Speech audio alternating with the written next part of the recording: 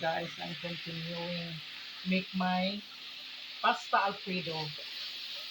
The pasta alfredo guys. So, ito guys, nagsusuki tayo ng chicken guys. Lagyan natin ng aroma.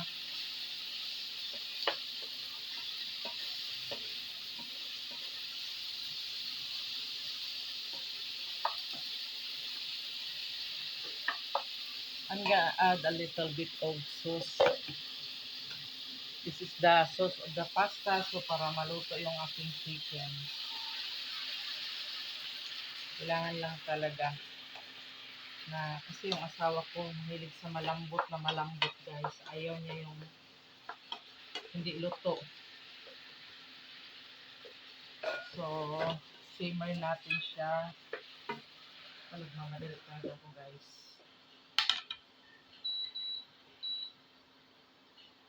Madaliin ko na siya guys. Kasi mabilis lang naman talaga gumawa po. So, nilalagyan ko siya ng powder, chicken powder. Para masarap po talaga yung luto natin. Konti, pati doon sa sauce ng pasta. Hindi to sauce ng pasta kasi siniseparate ko talaga.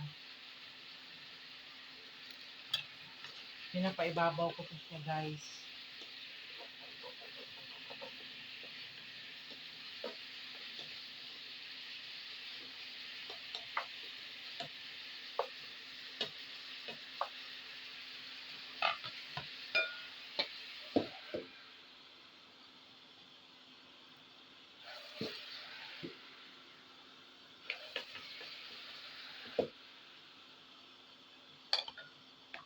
So that is my ingredients with my chicken pasta alfredo guys. Chicken, breast chicken, slice not small, medium with a little bit pang strip siya. Tapos chicken powder, patis, pesos, this one, milk. Then I have cream of chicken here guys. Kaya mas masarap siya guys. Wala akong cream ngayon. So, gagawa tayo ng raw guys. Raw pampat chicken sa yung sauce na hindi siya slimy. So, I make buttered. So, raw the butter and flour. I think this is good na guys. So, our chicken is ready. Kasi si asawa ayaw nang hindi luto. Kaya kailangan, gusto niya talagang sobrang luto guys. Ayaw niya na hindi cook ang kayang chicken. Ganun talaga siya guys. So, ito na po. Lalagay na natin, i-set aside natin ito in a bowl. Kasi gagawa tayo ng chicken bowl.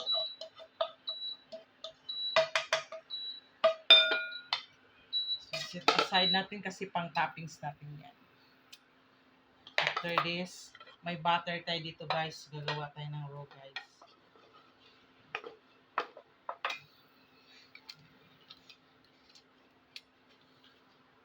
So, butter.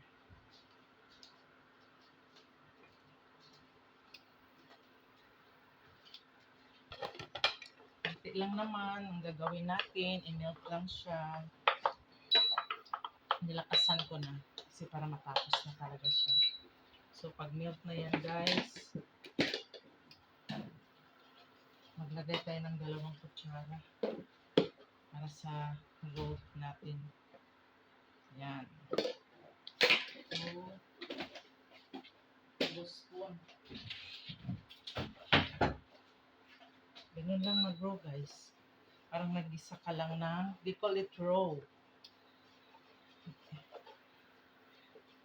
Nag-isa ka lang ng butter. Tapos gagawa ka ng malapot to make a sauce. Kailangan medyo mag-golden siya. So, since this is a bechamel sauce, huwag natin masyadong brown kasi kailangan white. Wala pa man din akong cream. Milk lang talagang meron ako, guys. So, this is it. Pansit. So, this is it. Ganito lang mag-brew, guys. Put some milk. That's it.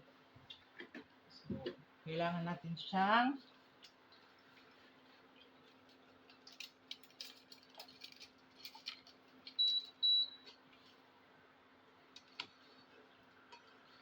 durug-durugin, guys, para masarap yung ating sauce. So, need to refine this. Ginagawa ko nito, ini-strainer ko to. Pero kailangan ko pang pakuluin konti para mas masarap siya.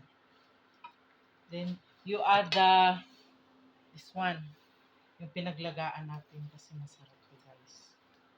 Yun ang pampalasa dyan, malasang malasa na yan.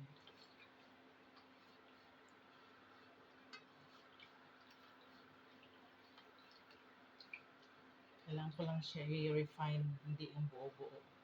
Para smooth yung kanyang sauce. This is bechamel sauce.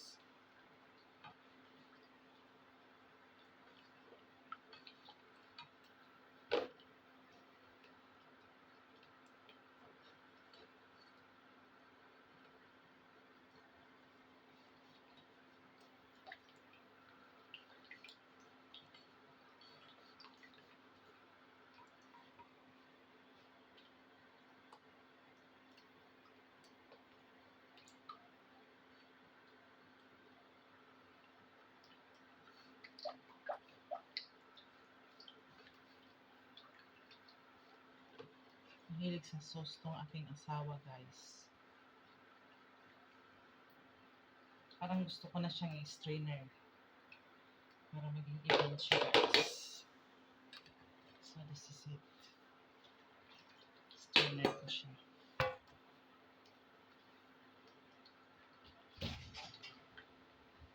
Para yung buo-buo, ayos siya, guys. Strain ko na siya. Ouch.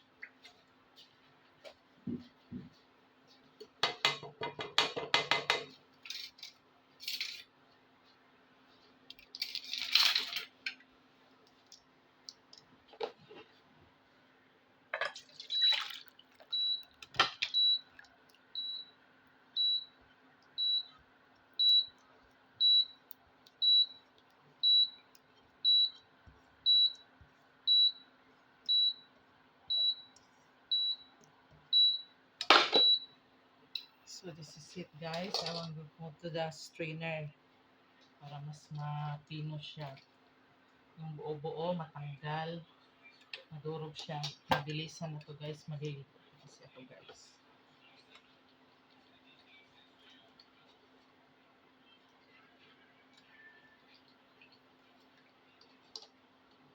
Habang nagaganito, while you're make it soften this, to make it even what there's no lumps, you have to down your fire, your heat on. You have to add a heat, then straight continue to make the sauce. This is chicken pasta alfredo, guys. So this is it. Wala nang lumps siya, guys. Since there is a garlic while ago, so I make back again this one here. So this is the lumps, guys, here. So we need to back here.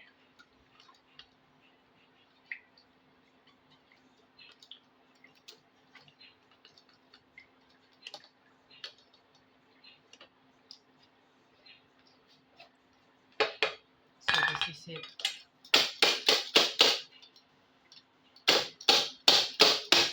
Nakalat talaga ako, guys. Yan. I'm done here. Nakalat ang lola. Yan, this is it na, guys. Then I put my chicken.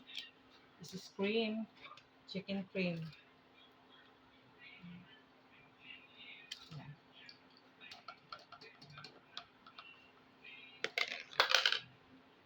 Nasa dilata to guys.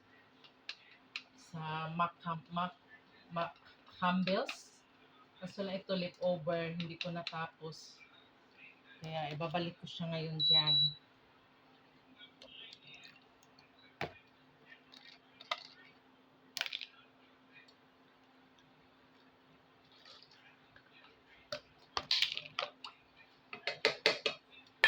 So yan, tulog na natin. Ito yun siya guys, oh. Cream of chicken. So lang, half lang na ginamit ko last time. Mukha akong macaroni.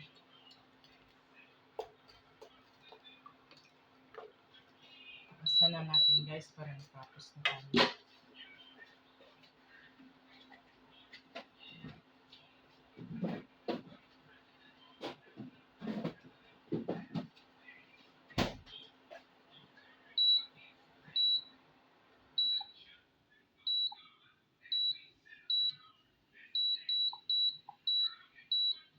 Nakasan ko na guys, para matapos na ako.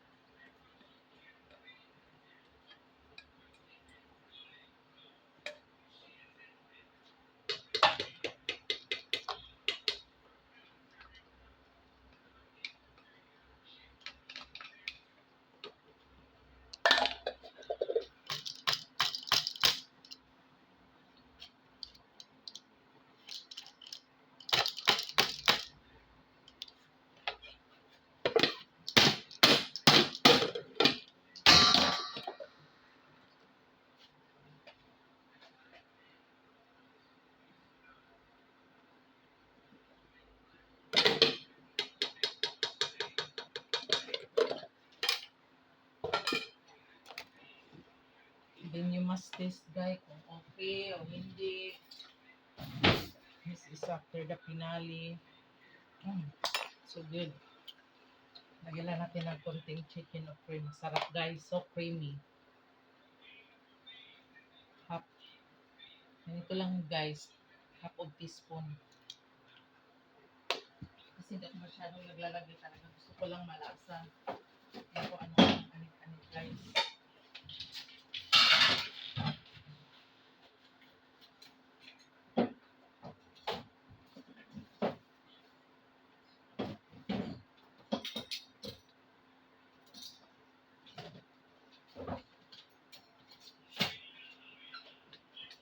Sarap guys, oh. Ganun lang gumawa ng sauce guys. Lumakot na siya guys. Hindi mo na kailangan kung ano-ano. Ano lang, mag-grow ka lang ng butter or margarine kung anong mayroon ka doon or large, shortening, kung anong mayroon ka doon. Kahit mantika siguro pwede pero hindi ko pa na-try yung oil. Pag nagawa ako ng raw. Tinatapos ko lang kasi yellow pa his eyes. So, ready na our chicken Alfredo pasta. Ganun lang siya kabilis, guys. So, mag-ayos-ayos na ako, guys. Ito, guys, magtatagal to siya, guys, kasi hinugasan natin. So, ilagay ko sa isang Tupperware, guys. Lagyan ng konting olive. Or, hindi na. Ganun na siya, guys. Oh, masarap, guys. Oh.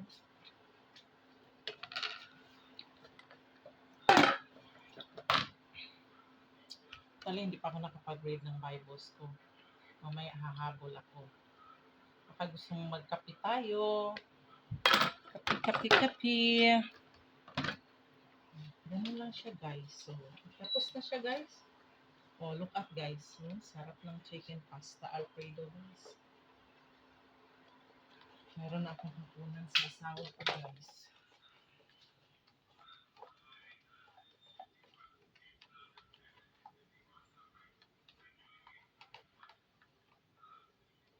Sa akin guys, akong taga-ano kasi napadami yung chicken casserole ko. Ayan.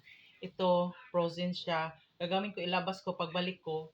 Painit ko siya guys, dito sa oven. Then, ito yung sauce ko guys. Kasi siguradong magda-dry na to guys. So, ganun lang ang life namin dito guys. Akong taga-tira ng leftover guys. Pero okay lang guys. Kasi frozen nga eh. Marami akong mga leftover. Ito, marami na naman to. Hindi ko alam kung ayaw niya ng pabalik-balik guys. Hala, nasunog yung puwet. Kaya ganun lang guys. Sobrang sarap. Set aside natin siya. Here. Done. Kaya, salamat sa umagang ito. Ako'y nagpapasalamat. Tingnan mo, pawis na pawis ang lola. Mamaya maghilamos ako. Kasi nga, alauna na ako nagising guys. Tangkilik niyo tong aking hinamak vinegar, OMG. Ayan guys, nakaapat po guys. Oh. Hindi ko alam kung paano ko to pipresyuhan guys kasi masarap talaga to guys. Sobrang sarap. Ayan. Diba ang ganda talaga oh. Hindi ko alam kung 150 to 100 guys. Kasi luya, bawang, sibuyas, yung aking blender, yung aking manpower syempre. May presyo yan. Kasi ito special to guys. So, ako'y nagpapasalamat sa Diyos. It's happy Sabbath to all of us. Iwan ko kayo ng kataga. Hindi ko pa nga alam po saan to kukuhan kasi hindi pa ako nag-review talaga. Seryoso ako sa buhay ko sa araw-araw. Yung kataga nga natin na slogan na sabi persecuted but not forsaken. Casting down but not destroyed. Alam mo guys, tignan mo to guys. Parang ang sarap ng hangin ngayon, malakas guys. Hindi ko alam kung anong mayroon today. Doon, maitim na, doon sa mountain na yon. Nasa 8th floor ako. I think, kanina ko pa napansin pagising ko kasi nandoon lang yung kubita ko. Hindi ko sinasara minsan. Naramdaman ko to napakalakas ng hangin. Itong sampayan ko is gumanyan. So, I don't know what happened. I think there is a storm coming. I'm not sure. Like that. So, kalbo na yung aking mga halaman dahil nag-harvest ako ng aking kamatis, guys. Mayroon pang dalawa, guys. So, marami pa siyang bulaklak doon sa tuktok, pero kalbo na siya talaga kasi namamatay pala siya. Pag namunga siya, unti-unting nagda-dry yung mga ibang ano. Pero dito, natanggal ko na yung mga bunga dyan. Ayan, dami na akong nakuha. Ito, lalaki yan, guys. Mga 7 days, laking-laki yan. So, ito yung aking kinuha ko uli, yung aking mga ano, binalik ko yung stem. Kasi magdadahon na naman yan. Tapos ito yung aking tanglad, kinukuhanan ko ng tea. Ito naman ang aking panggamot sa sakit sa tiyan. Don't worry, don't panic. This is a herbal only. Sakit sa ulo, ilagay siya sa langis. Kung hindi gawing tsaa po. Ayan, tapos may bago ako ditong, ano guys, hindi ko alam kung ano to, basta mga buto-buto ko. All my seeds I put here. I have a lemon here, cactus. Ito, I don't know what is this. Basta yan, ang dami kong mga cactus. So ito guys, kung sinong may gusto, bala ko tong i-donate sa Chomtong. Sa Church of Acts of Faith guys. Ito ay 1, 2, 3, 4, 5, 6. So 6 siya na lemon, yellow lemon to guys, yung malalaki. So, ayan, nakalbo ng aking ano guys, spring onion kasi nagawa nga ako ng kimchi. Tapos ito yung luya ko next year guys, pag wala na to, maraming laman itong luya. Kasi yung isang ganito, nag-harvest na ako. Ito, turmeric. Yung isang ganito, na pakinabangan ko na guys. So, ito, hindi ko alam anong halaman ito. So, ang aking ampalaya, ayun, hanggang doon, hindi siya nakakabuo ng bunga guys. Kasi, malakas ang hangin dito guys. Ayan, may bulaklak na naman siya pero nahuhulog siya guys. Kaya ang ginagawa ko guys, kinalbo ko siya, nilagay ko siya sa munggo. Lahat ng mga ganito. Pero ito maliliit kasi guys eh. Gusto ko yung malalaki, andoon siya. Pero wala, ano pa siya, dahon siya guys. So this is my 5 fingers. Ito. Kaya itong kamatis na to, gagawa pa yan siya guys. Kaya napakabuti ng Diyos guys sa atin. Kasi may harvest ako. Sana soul na lang ang harvest kasi mahilig ako ng mga luluwa ng kaluluwa. Dalhin natin sa paanan ng Panginoon. Yeah. Salamat sa ah, weekend na ito. Punong-puno ng kagalakan ko. Nung last week, hindi ko alam kung paano ko solusyonan yung problema ko, guys. Pero God's answer. I have no problem as of now. But hindi ko sinasabing, hindi ko kailangan ng problema. Hindi naman na talaga natin gusto yon. Pero minsan, sa paglakad natin sa Panginoon, sabi nga may dalawang daan, isang makipot, isang maluwag. So, saan ka doon? Kaya ang life to, the life is uncertain. But I have a God, guys. Pagpalain tayo sa hapon na ito. Kaya iwanan ko kayo ng panalangin. Panginoong Diyos, saan man sa dakong mundo, Lord, na doon ang mga taong makakita ng video ko na ito, Panginoon. Lord, isang magpapalang Sabbath day sa kanila to the another country at isang papalang dito sa Asia, Lord, sa Southeast Asia, Lord. Isang mapagpapalang linggo, Panginoon, Sunday.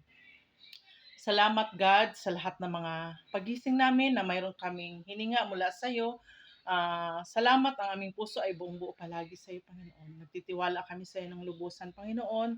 Lord, you are coming soon. Time is running out. Time is so short, kapatid. You must be repent because God is coming. Like Noah in the days of Noah. No one will listen to the people is around him. Uh, they think Noah is insane. But as for me in my house, in Joshua, I will serve the Lord.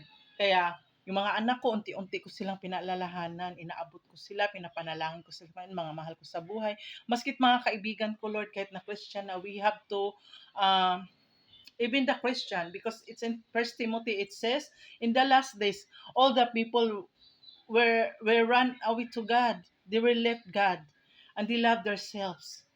Ako naranasan ko naman yan, pero by God's grace, natutunan ko, nagtitiktok ako, nagaganito ako, pero ngayon nag-iba yung espiritu ko. Lalo akong, if you ask God, God will heal you everything and ask forgiveness to our sins. He will grace you and they forgive you and He is waiting with you, my friend. Thank you, Father, for this morning. Kung sino mang kaluluwa na tinatch ng video ko na ito. God is a God of repentance, acceptance. Sino ka pa man, even you are the lowest part in your life. Now, you don't know where you goes. There is Jesus. Turn to Jesus, challenge to Jesus, ask her name, whatever in your heart, He will give you. Because He is listening to you. Whoever are watching in this video of mine, I know there is someone longing. We don't know what is the direction of life right now. Even you are in the midst of chaos, God listening the heart of the human because He designed us and He is exactly designed you. So I challenge you, ask the name of the Lord Jesus, whatever in your heart, what is the unspoken request in your heart. He will answer you, or she is answered you, or he is answered you, not she is, because you are a woman right now. I know what is your grieving is. I don't know what is your burden is, but I feel you are sad and no direction. Jesus said, I am the way, the truth, and the life. No one can enter to the Father except by Him. So, I will challenge you who you are listening or watch this video. In the name of Jesus, ask Him whatever in your heart and He will listen to you. So, yun lang guys. To God be the glory. Amen.